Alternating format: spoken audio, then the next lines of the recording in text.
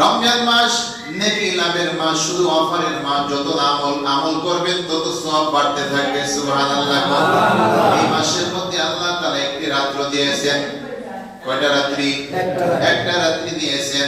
সেই রাত্রিতে ইবাদত করলে 1000 মাস ইবাদত করার সওয়াব আল্লাহ তাআলা আমলনামায় জমা করে দিবেন। কোন রাত? লাইলাতুল কদর। কদরের রাত আল্লাহ তাআলা আমাদের জন্য দিয়েছেন। কেন? যে অন্যান্য নবীদের তুলনায় যেন দয়াল নবী রাহমাতুল লিল আলামিনের উম্মতদের আমলনামায় বেশি সওয়াব জমা করতে পারি, এইজন্য আল্লাহ তাআলা দিয়েছেন। বলেন সুবহানাল্লাহ। রমজানের প্রত্যেকটা আমলে আল্লাহ তাআলা কমপক্ষে 70 গুণ সওয়াব বাড়িয়ে দিয়েছেন। এবং যদি সেই আমলটা আপনি মন থেকে করেন, আন্তরিকভাবে করেন, ভালোবাসার সাথে, মহব্বতের সাথে, আপনার এই সওয়াবটা আল্লাহ তাআলা আরো বাড়িয়ে 700 গুণ পর্যন্ত করে দিবেন। কত গুণ? 700 গুণ। তাই 700 গুণ যদি আমলনামায় সওয়াব পাওয়া যায়, আর রমজানের আরো 70 গুণ বেশি, তাহলে গুণ করেন কত আসে। আমার প্রিয় ভাইরা, এইজন্য রমজান মাসের একটা সেকেন্ডও, একটা মুহূর্ত যেন আমরা ইবাদতের বাইরে না থাকি। যদি থাকি, যে সময়টা চুপচাপ থাকবো, সেই সময়টাও আমাদের আমলনামায় সওয়াব লেখা হবে। কিন্তু যদি আমল করি, তাহলে বেশি বেশি সওয়াব পাওয়া যাবে। ঠিক কিনা বলেন? প্রিয় ভাইরা আমার, আল্লাহ তাআলা কেন নাযিল করেছেন? হেদায়েতের জন্য। মুত্তাকিদের কথা বলেছিলাম। আল্লাহ বলেন লাআল্লাকুম তাত্তাকুন, রোজা এজন্য তোমাদের জন্য আমি নাযিল করেছি যাতে তোমরা মুত্তাকিন হতে পারো। মুত্তাকিন মানে কি? পরহেজগার। এই পরহেজগার কিভাবে হতে হয়? আমার রাসূল সাল্লাল্লাহু আলাইহি ওয়াসাল্লাম আমাদেরকে শিখিয়ে দিয়েছেন না? আমি সহজে আপনাদেরকে বলি। রমজান মাসে আমরা যখন রোজা রাখি, রোজা রাখার নিয়ম হলো সুবহে সাদিক থেকে শুরু করে সূর্যাস্ত পর্যন্ত কোনো পানাহার করা যাবে না, স্ত্রীর কাছে গমন করা যাবে না। বুঝতে পারছেন তো? হালাল খানাও খাওয়া যাবে না। যেগুলো হালাল সেগুলো খাওয়া যায় না। কেউ যদি চিন্তা করে দুনিয়ার কোনো মানুষ দেখে না, আমি অন্ধকার রুমে যাইয়া এক গ্লাস শরবত খাই, আমি তো 2টা-3টা বাজে গেছে, প্রতিদিন তো খাওয়ার অভ্যাস, এখন খাইতে পারি নাই, তাহলে গোপনে খাই, দুনিয়ার কেউ দেখবে না, স্ত্রীও দেখবে না। কিন্তু স্ত্রী যদি না দেখে, দুনিয়ার কেউ না দেখে, দেখেন কে? আল্লাহ। আল্লাহ। কোনো সন্দেহ আছে? না। কোনো সন্দেহ নেই, আল্লাহ তাআলা দেখেন। এই জন্য যারা রোজা রাখি, তারা গোপনেও খায় না। ইচ্ছা করলে খাওয়া যায়, কিন্তু আমরা কেন খাই না? আল্লাহ। ঠিক না বেটি? রোজা রেখে মিথ্যা কথা বললে আল্লাহ তাআলা সেটা শুনে রাখেন। মিথ্যা কথা বললে তার রোজা নষ্ট হয়ে যায়। এইজন্য আমরা মিথ্যা কথা বলি না। ঠিক না বেটি? দয়াল নবীজি বলেন, রমজান মাস যখন আসে, কেউ যদি তোমার সাথে ঝগড়া করতে আসে, বিবাদ করতে আসে, তাকে তুমি বলে দাও আমি রোজাদার, আমি ঝগড়া করতে পারবো না। বলেন সুবহানাল্লাহ। তার মানে কি? রোজা রেখে মুখ থেকে কোনো বাজে কথা বের করা যাবে না, মিথ্যা কথা বলা যাবে না। তাহলে তার রোজাটা পূর্ণ হবে। এটা আমরা শিখেছি। ঠিক না? আমরা গোপনে তো দূরের কথা, গোপনেও কোনো কিছু পানাহার করি না, তাহলে রোজা হবে না। আর রোজা যদি না হয়, তাহলে আমরা রোজার সওয়াব পাবো না। এটা আমরা সবাই জেনেই রোজা রাখি। ঠিক না বেটি? আচ্ছা, এবার আসেন, এই রোজা এইভাবে রাখার কারণে এই আমাদের মধ্যে যে তাকওয়াটা সৃষ্টি হয়ে গেল। তাকওয়া মানে কি? যে আল্লাহ ভীতি, আল্লাহর একটা ভয়, আল্লাহর একটা ভালোবাসা। যে আমি যে রোজা রেখেছি, আমি যদি এখন পানাহার করি, আল্লাহ তো দেখবেন। এটা আমাদের বিশ্বাস। ঠিক না বেটি? এই বিশ্বাসটার নামই হলো তাকওয়া। এই বিশ্বাসটা যার মধ্যে আসবে, সেই মুত্তাকিন হতে পারবে, সেই পরহেজগার হতে পারবে। কিভাবে? এই রমজান মাসে আল্লাহ তাআলা যেভাবে আমাদেরকে শিক্ষা দিয়েছেন রোজা রাখার জন্য, এই রোজা রেখে যেমনি ভাবে আল্লাহ তাআলার হুকুম অনুযায়ী আমরা হালাল জিনিসও খেতে পারি না, স্ত্রী হালাল, তার কাছেও যেতে পারি না, আল্লাহ তাআলা বিধান, তাহলে আমাদের রোজা থাকবে না। এই নিয়মটা যদি আমরা মানি, অন্য সময় আল্লাহ বলেন বাকি 11টা মাস তোমরা এই নিয়মেই চলবে। কিভাবে? তুমি যখন সুদ খাইতে যাবা, তখন তুমি মনে করবা যে আল্লাহ দেখে। দেখে না? আল্লাহ রোজা রাখা খাইলে আল্লাহ দেখে না, মানে আল্লাহ দেখে এই বিশ্বাসে আমরা খাই না। যখন সুদ 1 টাকা করি না নেই, হিসাব করি, আল্লাহ দেখে না? যারা ঘুষ খায়, তাদেরকে আল্লাহ বলেন তুমি যখন ঘুষ খাইতে যাইবা আর ঘুষ দিতে যাইবা তখন কিন্তু আল্লাহ দেখে। এই বিশ্বাসটা যখন আপনার অন্তরে আসবে তখন আপনি ঘুষ খাইতে পারবেন না, সুদ খাইতে পারবেন না। আপনি যখন মিথ্যা কথা বলতে যাবেন তখন যদি আপনার সে তাকওয়া মনে আসে, রোজার যে শিক্ষা, লাআল্লাকুম তাত্তাকুন, আপনি যে মুত্তাকিন হবেন সেই শিক্ষাটা যদি আপনার মধ্যে অর্জন হয়ে যায়, আপনি যখন মিথ্যা কথা বলতে যাবেন আপনার তখন মনে আসবে আল্লাহ তো শুনতেছেন। ঠিক না ঠিক? আপনি যখন মানুষের উপরে জুলুম করবেন তখন আল্লাহ তাআলা সেটা দেখে কি দেখে না? আপনি যদি সে সময় মনে করেন যে আমি যা করতেছি এটা তো আল্লাহ দেখে, দুনিয়ার মানুষ যদি আমার বিচার করতে নাও পারে আল্লাহ কিন্তু বিচার করবে। আল্লাহ বিচারে কোনো মাফ, কথা বলেন কোনো মাফ আছে নাকি? দুনিয়ার মানুষকে ফাঁকি দেওয়া যায়, আদালতকেও ফাঁকি দেওয়া যায়, পুলিশকে ফাঁকি দেওয়া যায়, ইমাম সাহেবকে ফাঁকি দেওয়া যায়, আল্লাহকে ফাঁকি দেওয়ার কোনো কায়দা আছে নাকি? আল্লাহু সামিউন বাসীর, আল্লাহ তাআলা সব কিছু শোনেন আর সব কিছু দেখেন। দুনিয়ার মধ্যে যত অন্ধকার থাকুক না কেন আমরা চোখে দেখি না, অন্ধকারের পথ খুঁজে পাই না, কিন্তু আল্লাহ তাআলা দিনের আলোর মতো স্পষ্ট ভাবে সব কিছু দেখতে পারেন। লা ইলাহা ইল্লাল্লাহ,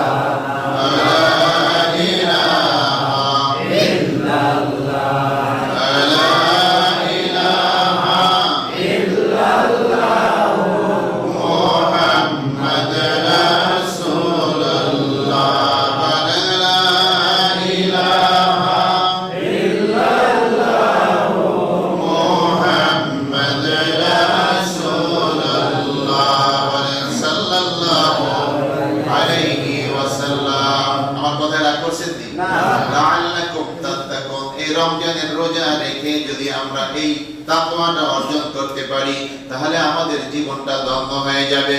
আল্লাহ বলেন এমনি ভাবে যদি তোমরা রোজা রাখতে পারো তাহলে আমি আল্লাহ তোমাদেরকে পুরস্কার দেব। কি? ফাইন্নাহু লি ওয়া আনা আজজি বি, যারা আমার জন্য রোজা রাখে দুনিয়ার মানুষকে দেখানোর জন্য নয়, যারা আমি আল্লাহ আমাকে খুশি করার জন্য রোজা রাখে, আমি আল্লাহ আমার নিজের হাতে হাসরের ময়দানে পুরস্কার দিব। আল্লাহ তাআলা যদি পুরস্কার দেয় তাহলে এর চেয়ে আমাদের আর কি পাওয়ার দরকার আছে? আল্লাহর সাথে যদি দেখা হয়, আল্লাহ যদি আমাদের পুরস্কার দেয় আর কি আছে? এরপরে হাসরের ময়দানে যখন সমস্ত মানুষ পেরেশানির মধ্যে থাকবে, মাথার উপরে যখন সূর্য থাকবে, গিলুগুলো টকটক করে ফুটতে থাকবে, হাদিস শরীফে আছে জমিনটা সূর্যের তাপে তামা হয়ে যাবে, তামার মতো লাল হয়ে যাবে, টকবক করে ফুটতে থাকবে, মানুষের শরীরে কোনো পোশাক থাকবে না, ঘাড় পর্যন্ত ঘাম হয়ে যাবে, ঘামের মধ্যে মানুষ হাবুডুবু খাবে। ওই সময় যারা রোজাদার, আল্লাহ তাআলার জন্য যারা রোজা রাখে, আল্লাহ বলেন আনা আজজি বি, আমি আল্লাহ তাআলা তখন ওই সময় তাদেরকে পেরেশানির মধ্যে রাখবো না, ওই ঘামের মধ্যে ডুবায়া রাখবো না, তাদের মাথার গিলুগুলো টকবক করে ফুটবে না। আমি আল্লাহ তাআলা হাসরের ময়দানের পাশেই জান্নাতের রায়হান নামক বিশেষ একটা স্পেশাল গেট আছে, ভিআইপি গেট, এই গেটের মধ্যে ঢুকায়া জান্নাতি খাবার খাওয়াইতে থাকবো। বলেন সুবহানাল্লাহ। যারা রোজাদার, আমাদের সামনে কত মানুষ হোটেল খুলে খানা খায়, খায় না? আগের জমানে আমরা যখন ছোট ছিলাম, আমি যখন ছোট ছিলাম তখন হোটেল রেস্তোরাঁ টোটালি বন্ধ। কোন হোটেল যদি খোলা থাকতো পুলিশ এসে পিটায়ে বন্ধ করে দিত, হোটেল বন্ধ করে দিত। আর বর্তমান সময় হোটেল চলে, সামনে দিয়ে পর্দা দিয়ে সেখানে বসে খায়। তুমি রোজা রাখো না, বাড়িতে বসে খাও, তুমি কেন বাজারে আসো? এটা জায়েজ নাই। এই সমস্ত পাপের কাজে আমরা সহযোগিতা করি, ঠিক না বেঠিক? ইসলাম তো ইসলাম, আইন মানলে আমাদের লাভ, না মানলে আমাদের ক্ষতি। যারা নামাজে আসে নাই আমাদের কি কোনো ক্ষতি হবে? আমরা মসজিদে ডেকেছি যে তোমরা নামাজ পড়তে আসো, হাইয়া আলাস সালাহ, নামাজে আসো, হাইয়া আলাল ফালাহ, কল্যাণের পথে আসো। কিন্তু যারা আসে নাই তাদের গুনাহ কি আমাদের হবে? না। আমরা তো দাওয়াত দিতেছি। আমার প্রিয় ভাইরা, চায়ের দোকান, হোটেল, রেস্তোরাঁ যারা খোলা রেখেছেন, অনেকেই এই কারণে অনেকেই রোজা রাখে না, বাজারে এসে তারা খাওয়ার ব্যবস্থা পায়। রোজা না রাখার জন্য কয়েক শ্রেণীর লোকদেরকে আল্লাহ তাআলা নিষেধ করেছেন, সেটা হলো কারা? যারা অসুস্থ, রোজা রাখলে তাদের মৃত্যুর ভয় আছে, বেশি অসুস্থ হয়ে যাবে, তাদের কষ্ট হবে, এই জন্য তাদেরকে বলা হয়েছে তারা যেন রোজা না রাখে, সুস্থ হইলে আবার রোজাটা কাজা করতে হবে। ওই মা যে গর্ভবতী, যে রোজা রাখলে তার বাচ্চার কষ্ট হবে, মা অসুস্থ হয়ে যাবে, সে রোজা রাখবে না, আবার যখন সুস্থ হবে তখন সে রোজা পালন করবে। দুগ্ধ দানকারী মা, যে মা কেবল মাত্র সন্তান প্রসব করেছে বা ছোট বাচ্চা 1-2 মাস 3 মাস বয়স, যে বাচ্চাকে দুধ পান না করাইলে বাচ্চা অসুস্থ হয়ে যাবে, এই বাচ্চাকে দুধ পান করানোর জন্য মা রোজা না রাখলেও আল্লাহ তাআলা তাদের গুনাহ দিবেন না, পরবর্তীতে আবার তাদের এই রোজা রাখতে হবে। সফরকালীন অবস্থায় যদি আপনি সফরে বের হন, এখান থেকে অনেক দূর দূরান্তে কোনো সফরে যান, সেই ক্ষেত্রে যদি আপনার কষ্ট হয় আপনি রোজা ভাঙতে পারবেন, কিন্তু পরবর্তীতে আবার রোজা রাখতে হবে। তাছাড়া কোন মানুষের জন্য আল্লাহ তাআলা রোজা মাফ করবেন না। রোজা হলো ইসলামের 5টা স্তম্ভের মধ্যে একটা স্তম্ভ। কয়টা স্তম্ভ? ইসলামের বুনিয়াদ কয়টি? قال رسول الله صلى الله عليه وسلم বুনিয়াদুল ইসলাম খামস। ইসলামের স্তম্ভ হলো 5টি। একটা হলো লা ইলাহা ইল্লাল্লাহ ওয়া আন্না মুহাম্মাদান আবদুহু ওয়া রাসূলুহু। আকিমুস সালাহ, কালেমা যখন তুমি পড়েছো, আকিমুস সালাহ, নামাজ কায়েম করো। ওয়া আতুজ যাকাত, যাকাত যদি তোমার হয়ে যায়, যাকাতের নিসাব পরিমাণ মাল থাকে, যাকাত তোমার জন্য ফরজ। এটা কিন্তু ইবাদত। অনেকেই আমাদের যাকাত দেই না, যেই পরিমাণ যাকাত হয় সেই পরিমাণ দেই না, কোনো মতে দিয়া হিসাব ছাড়াই দিয়ে রাখি। আছে না এরকম? যে এত টাকা দিলে তো যাকাতের টাকা গুনা যাইব। এটা কিন্তু ফরজ, এটা নফল না। আসাম রমাদান, রোজার মাস আসলে রোজা রাখতে হবে। যারা বলেন রোজা রাখবে মোল্লারা, রোজা রাখবে গরিবরা, তুমি কাফের হয়ে যাবা আল্লাহর হুকুম অনুযায়ী। তুমি যদি মানো যে রোজা রাখা আল্লাহর হুকুমটা রাখতে হবে, তুমি রাখতে পারো না, সেটা আলাদা কথা। কিন্তু তুমি যদি ক্রিটিসাইজ করো যে গরিবরা রোজা রাখবে, আমরা কেন রোজা রাখবো, এভাবে রোজা রাখা জায়েজ নাই, এইভাবে উল্টাপাল্টা কথা বলো। আমাদের সমাজে একদল মানুষ আছে যারা ভণ্ড পীরের মুরিদ, আমি স্পষ্ট করে দিলাম, অনেক ভণ্ড পীরের মুরিদরা এই কথাগুলো বলে, তারা স্পষ্টভাবে কোরআনের এই হুকুম না মানার কারণে তারা কাফের বলে সাব্যস্ত হবে। আর আল্লাহ তাআলা কোরআনুল কারীমে বলেছেন লানাতুল্লাহি আলাল কাফিরিন, কাফেরদের জন্য শুধু জীবিত অবস্থায় নয়, মরার পরেও আল্লাহর লানত বর্ষিত হয়, আল্লাহ রাসূলের লানত বর্ষিত হয়, এবং সমস্ত মুমিন মুসলমানের লানত বর্ষিত হয়। বলেন নাউযুবিল্লাহ। আপনি রাখেন না, ঠিক আছে, নামাজ পড়েন না, সেটা আলাদা কথা, কিন্তু এগুলো নিয়ে ক্রিটিসাইজ করতে পারবেন না। নামাজ করলে কি পাওয়া যায়, নামাজ পড়ে মোল্লারা পাইছে কি, রোজা রাখলে হয় কি, না খায় থাকার দরকার কি, এগুলো বলবেন না, খবরদার। তাহলে আপনি দুনিয়ায়ও পস্তাবেন, আখিরাতে আপনার জন্য শাস্তি আল্লাহ তাআলা কঠোর শাস্তি রেখেছে। ঠিক না বেঠিক? আমার প্রিয় ভাইরা, আল্লাহ রাব্বুল আলামিনের এই হুকুম যদি আমরা সঠিকভাবে মানতে পারি, তাহলে আমরাও আল্লাহ তাআলার দরবারে মুত্তাকিন হিসেবে পরিচিতি লাভ করব। হাসরের ময়দানে যে কথাগুলো আমরা আলোচনায় বলি, আলেম ওলামারা ওয়াজ করেন, হাসরের ময়দানে কঠিন বিপদ, সত্যি বিপদ। এটা কার জন্য? যারা রোজা রাখবে না, যারা নামাজ পড়বে না, যারা হজ করবে না, যারা যাকাত দিবে না, যারা আল্লাহ তাআলার হুকুম পালন করবে না, তাদের জন্য। কিন্তু যারা রোজা রাখবে, নামাজ আদায় করবে, রোজাদারদের জন্য আল্লাহ তাআলা স্পেশাল, বিশেষভাবে স্পেশাল করে ভিআইপি গিফট রাখবেন। রাইহান নামক জান্নাতের দরজার ভিতরে ঢুকায়া তাদেরকে খানা খাওয়াবেন। কাছের দেয়াল থাকবে, ওই দেয়ালের বাহির থেকে বেরোজদার যারা রোজার মধ্যে খাবার খায়, রোজা রাখে না, তারা তাকায় তাকায় দেখবে আর আফসোস করবে, আয় হায়, আমরা যদি দুনিয়ার মধ্যে সামান্য সময় কষ্ট করে রোজা রাখতাম, আজকের এই সূর্যের তাপ আর এই ঘামের মধ্যে হাঁপুডুবু খাওয়া এই বিশাল আযাব থেকে আমরা রক্ষা পেয়ে ওই জান্নাতীদের সাথে, রোজাদারদের সাথে রায়হান নামক গেটের মধ্যে ঢুকতে পারতাম। আফসোস করতে থাকবে, চিল্লাইতে থাকবে, কাঁদতে থাকবে, আল্লাহ তোমার পায়ে পড়ি, একটা মাত্র সুযোগ দাও, জীবনে আর কোনোদিন তোমার হুকুম ছাড়া চলবো না, জীবনে কোনোদিন একটা হুকুম অমান্য করব না। কিন্তু কাঁদলে কোনো কাজে আসবে না, আর আসার কোনো সুযোগ নাই। মুসলমান যারা আমরা বিশ্বাস করি আল্লাহ রাসূলের হাদিস অনুযায়ী আমরা একবারই মরব, দ্বিতীয়বার দুনিয়া আসার কোনো সুযোগ নাই। পুনর্জন্ম মুসলমানের মধ্যে নাই, এটা আমাদের ধর্মীয় বিশ্বাস নয়। যারা একবার চলে যায় সে দ্বিতীয়বার আসে না, এটা বিশ্বাস করো আপনার জন্য গুনাহ। মুসলমানের জন্য, অন্য ধর্মের কথা সেটা আলাদা, তাদের ব্যাপার। ঠিক কিনা বলেন? আমার প্রিয় ভাইরা, আমরা মুসলমান। আমি যে কথা বললাম যে আমাদের যে সংবিধানটা, আমাদের জীবন যে বিধান, এই বিধান এই কুরআনুল কারীম এই রমজান মাসে আল্লাহ তাআলা নাযিল করেছেন মানব জাতির কল্যাণের জন্য, মানব জাতির হেদায়েতের জন্য। সেই কিতাব আমরা কয়জনে পড়তে পারি, কয়জনে বুঝি যে কোরআনটা আল্লাহ তাআলা শিক্ষা করা আমাদের জন্য ফরজ করেছেন?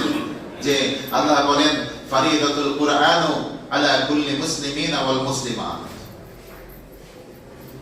তালাবুল ইলমি ফারিদাতুল কুরআন আলা কুল্লি মুসলিমিন ওয়াল মুসলিমাত। এই কোরআন শিক্ষা করা শুধু আরবিতে পড়া না, এই কোরআনের আমাদের মায়ের ভাষায় বাংলা ভাষায় কোরআন শিক্ষা আমাদের জন্য ফরজ। আপনার সারা কোরআন শরীফ ফরজ মানে হেফজ করার দরকার নেই, আপনার হাফিজি পড়তে হবে না, আপনার মুখস্থ সমস্ত কোরআন শরীফ পড়া আপনার জন্য ফরজ না।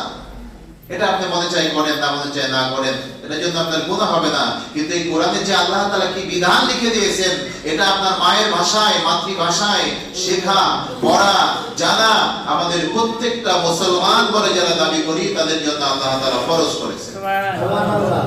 ফরজ করেছেন কে? আল্লাহ। অনেক সময় আপনারা রাগ করতে পারেন, হুজুর খালি এই কথা বলেছিলেন। ভাই আমরা বলি না, এটা আল্লাহর কথা আপনাদেরকে শোনাই, রাসূলের কথা আপনাদেরকে শোনায় নেই। আজকে যদি আমরা কোরআন জানতাম, কোরআন মানতাম, তাহলে আমাদের সমাজে সুদে সুদে ভরে যেত না।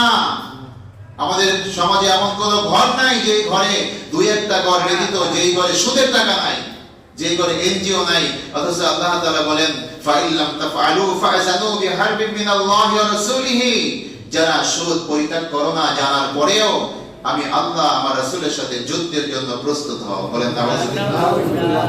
আল্লাহর সাথে যুদ্ধ করে পারবেন না? তা আল্লাহর সাথে যুদ্ধ করার জন্য আপনি আর আমি সুদ খাইতেছি আর আল্লাহর কাছে দোয়া করতেছি, হুজুর দোয়া করেন 100 টাকা 500 টাকা দিলাম আমি যেন জান্নাতের মধ্যে যাইতে পারি।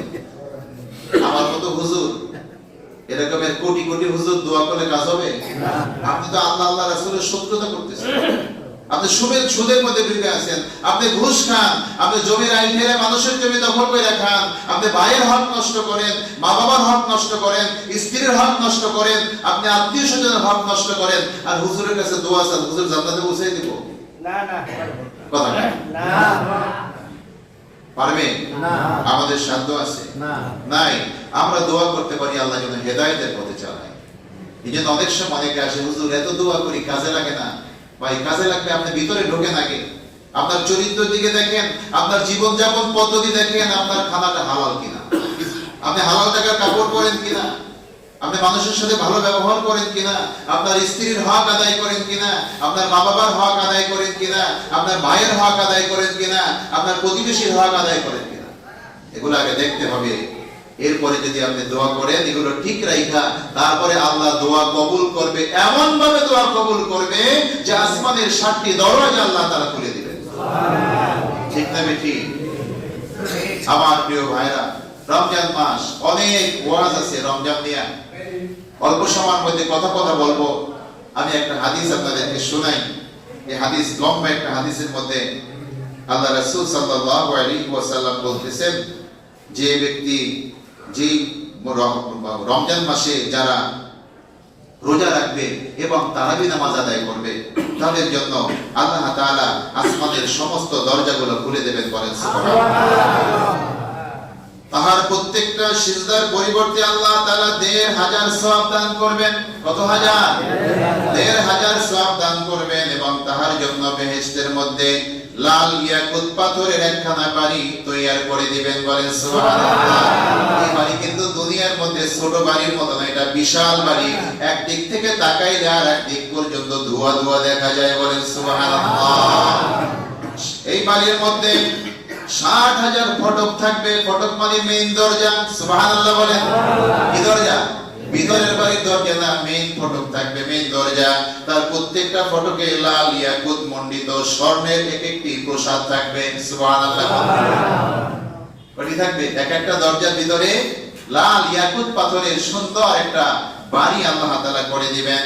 যে ব্যক্তি প্রথম রমজানে রোজা রাখে, আল্লাহ তাআলা অতীত রমজান থেকে এই তারিখ পর্যন্ত এক বছরের সমস্ত গুনাহ মিটাইয়া দিবে। খুশি না ভাই? খুশি। আমার প্রিয় ভাইরা, অতীতের সমস্ত গুনাহগুলো আল্লাহ তাআলা মিটাইয়া দিবেন। প্রত্যেকদিন ভোর হইতে সন্ধ্যা পর্যন্ত এক একজন রোজাদারের জন্য ৭০,০০০ ফেরেশতা মাগফিরাতের দোয়া করতে থাকবে। যারা রোজা রাখছেন তাদের জন্য মাগফিরাতের দোয়া করবে, যারা রাখেন নাই তাদের জন্য কিন্তু করবে না, করবেন।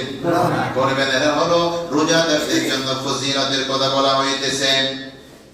রোজাদারদের রমজানের দিবারাত্রের প্রত্যেকটা সিজদার পরিবর্তে বেহেশতে এমন একটি ছায়াদার গাছ আল্লাহ তাআলা সৃষ্টি করে দিবেন, যেই গাছ একটা ঘোড়া, তেজস্বী ঘোড়া ৭০০ বছর পর্যন্ত দৌড়াইয়াও শেষ করতে পারবে না। বলেন সুবহানাল্লাহ। কত বছর? ৭০০ বছর পর্যন্ত একটা তেজস্বী ঘোড়া যদি দৌড়ায় তাও শেষ করতে পারবে না। এটা কিসের জন্য দিবেন? এক একটা সিজদার জন্য। সুবহানাল্লাহ। তাহলে আমরা যারা ২০ রাকাত তারাবি পড়ি, আমরা বেশি পাবো না যারা ৮ রাকাত পড়ে তারা পাবে? ২০ রাকাতেরা বেশি পাবে না ৮ রাকাতেরা